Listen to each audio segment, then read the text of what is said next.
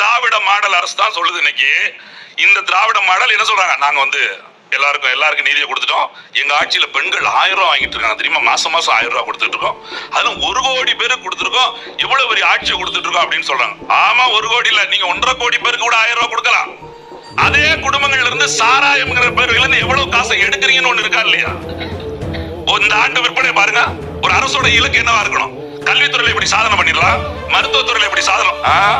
இந்த ஆண்டு போன ஆண்டு விற்பனையை விட இவ்வளவு, இன்னும் சொல்ல போனா இந்த ஆண்டு விற்பனைக்கு வச்ச மதுக்கடையில 600 கோடி இலக்கு அப்படின்னு வச்சு நம்மால அதை முந்திட்டாங்க.